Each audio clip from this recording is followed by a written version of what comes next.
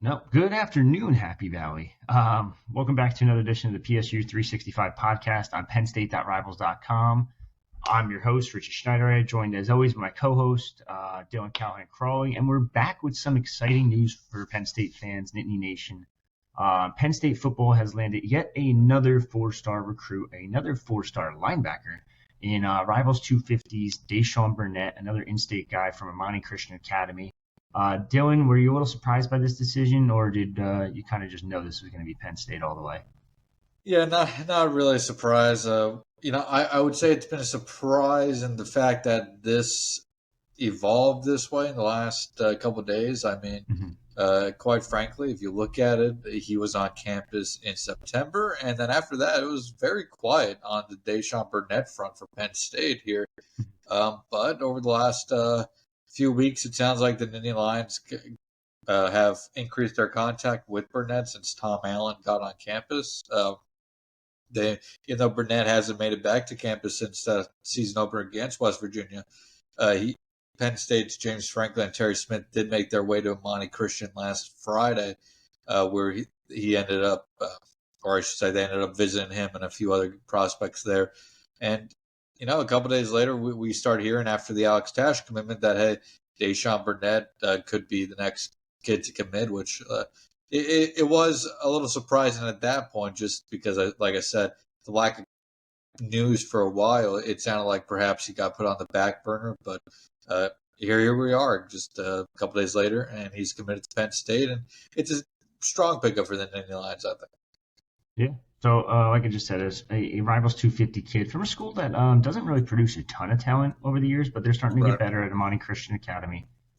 Pittsburgh guy, beat out quite a few Power Fives. I think his top list at the end of the day was like Penn State, Pitt, Rutgers, West Virginia, and I feel like I'm missing one. But regardless, now there's been a lot of talk about him as a linebacker in his future, or do we think he could gain some weight and bump down to that defensive end position? Oh, I think that second part there where he could bump down to defensive end is quite possible. He has that size for it. I think we have him at 6'3", 210. So definitely has the size to be a defensive end. Has, I think, the twitchiness and explosiveness to be a defensive end. If you look at him from an athletic profile, he very much fits what Penn State's recruiting at outside linebacker and off on the defensive end side of things over the last few cycles. Alex Tash, somebody who's maybe not as explosive as a linebacker as they've recruited over recent times, but a very high IQ player in Alex Tash. Burnett, another high IQ football player, but much more of that athletic profile that Penn State likes. And yeah, I could definitely see him shift down to the defensive end. He had some defensive end tape on his junior film. I'm not going to lie and say it was the best. It was a little rough at times, but I think this is a kid who can definitely develop into a defensive end over the next few years if that's the way Penn State chooses to go. But if he stays at linebacker, I think they could use him, as a stand-up edge rusher as well. There, with his skill set, he's a fantastic athlete in that regard. I think Penn State's going to have a lot of fun with finding ways to use him. There are things obviously to clean up, and he will need some time, but there's also a lot to like about what he presents as an athlete.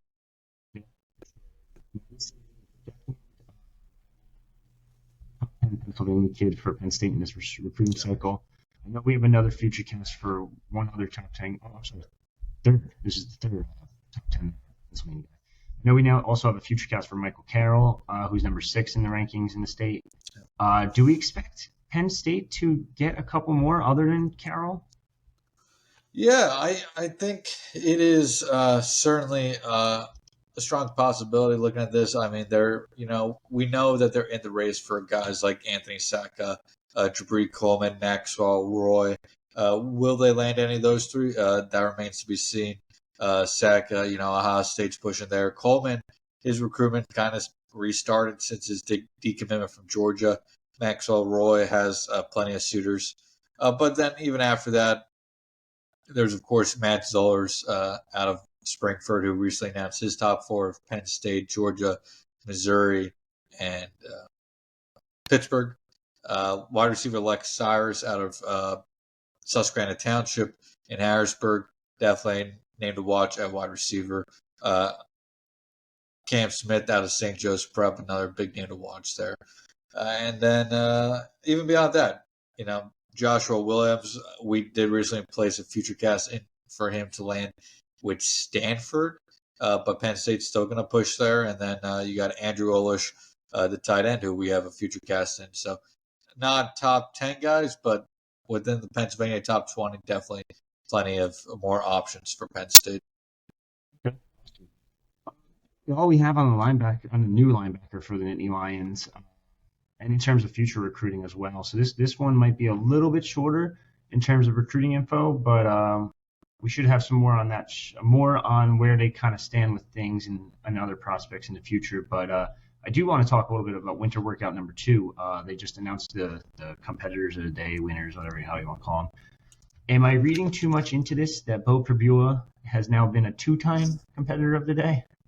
Yeah, I wouldn't read in that too much. At the end of the day, these are workouts and not on the field type stuff. But Bo has the potential to be, every bit of a starting quarterback, and Penn State, I'm sure, is going to have quote unquote open competitions at every spot. But yeah, I wouldn't read too much into it. Switching to basketball real quick. Penn State, when's their next game? It's not until Thursday, right? Yeah, Thursday against Iowa. Any thoughts if they could win that one? I feel like they're on a little bit of a roll.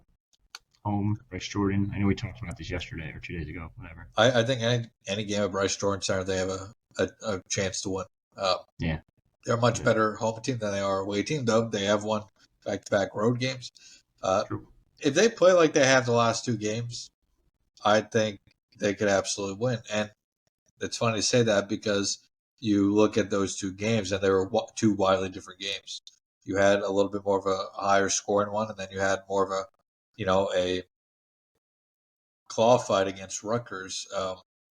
So, this Penn State team can beat you in multiple ways, and I don't know what their record's going to look like at the end of the season, but I think this team at the end of the day may be better than what their record says they are and what the record says they're going to be.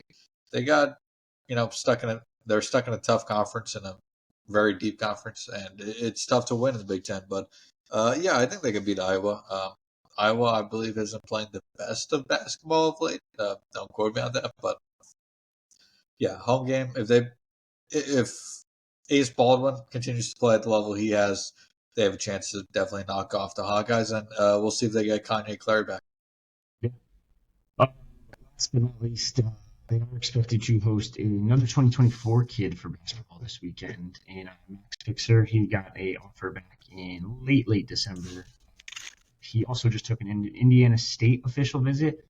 Is this just Mike Rhodes filling in his roster, you think? Or is this like an actual legitimate prospect? Because the offer list isn't the sexiest in Indiana State, St. Bonaventure, Sam Houston. Can you drop that link in the chat for me? Yes. But in general, at this point, I would assume that Mike Rhodes is legitimately looking to yes, fill out a roster, but also he's not going to take just anybody he doesn't think can develop into a quality player for the Nittany Lions. You look at a guy like Hudson Ward, in which they just received a commitment from last week. There's some things that need to be fixed in his game. It's going to take some time to adapt to the college game, especially come from the Canadian high school ranks. But there's plenty to work with Ward as well. So I imagine he's not just fulfilling, the roster. Now, the offer sheet for Picard is not the strongest here, but they need more size, and at 6'11", 200 pounds is exactly what you're going to get. Originally out of the Netherlands. We've seen Penn State become more of a international recruiting program over the last cycle and this cycle under Rhodes, which that's definitely a market to take advantage of, and you can have plenty of success there as well. But he's playing. It looks like decent competition out in Kansas at Sunrise Christian Academy as well. I don't think he's necessarily just filling in the roster just to fill it in, and especially with that size, if you can get him and develop him, that's something that they're going to desperately need, I should say, in the near future. So. Yeah, I'm trying to look up some of his tape. He's an interesting one. He's listed 6'10", has a 7'1" wingspan. He's nothing crazy. It's just I feel like you're taking too many chances on like European types. I feel like pop it up right here real quick. Like who's the other one? Bragi Gudmundsson or whatever his name Iceland. is. Yeah, it's interesting. Like, yeah, he's just so skinny, but I guess that's the new age build too, with like Chet Holmgren, Victor Wembanyama, and all them. It's just this is so tough to judge because some European competition is just so bad. But he is at Sunrise, like you said, and Sunrise Christian does have one of the better programs in the country for high school basketball. And he is a post grad too, guy, so he's going to come in a year older than most 2024 kids. Doesn't necessarily mean he's going to be better or stronger, but he's going to have that extra year of experience, you could say, and that extra extra year of experience, even at the post grad level, could help. Notably, his dad did play major college basketball at Dayton back in the 90s. Wasn't necessarily anything to write home about back in the 90s. He only averaged 0.8 points per game in 94 games. But that experience helps. He comes from obviously decent bloodlines if you're playing major college basketball, so definitely notable in that part. But yeah, it's definitely a risk, like because you don't know what these kids are going to develop into because the European game is such a different game than the American game, and then he's only been playing 1 year in America, which that it offers a chance to adapt your game, but by no means are you going to be as familiar or as comfortable in the American game yet as you were in the European game when you spent your entire life up to now in Europe. Yeah, I should just do the Sunrise Christian highlights from starting back in November. He literally is just catch and shoot, catch and shoot, catch and shoot. I don't see any defensive highlights at all. I don't see any driving or anything like that. It's just a spot up shooter. So, in today's game where 3-point shooting is the priority, is the entire game mostly. It'll be interesting to see how he fits in. Honestly, at this point, just watching him just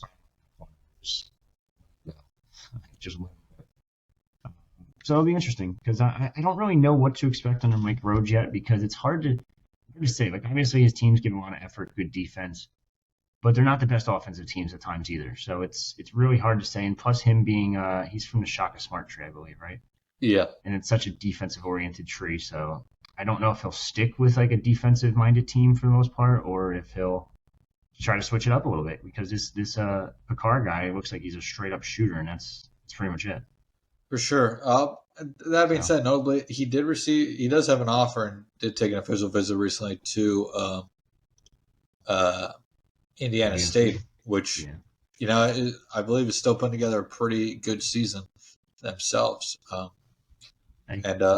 Most famous alumni there. Yeah. And Larry Bird. I don't know if you've seen his official visit photo from Indiana State, but he's definitely all 6'10" of himself. But more impressively, his mom looks like she's like 6'3".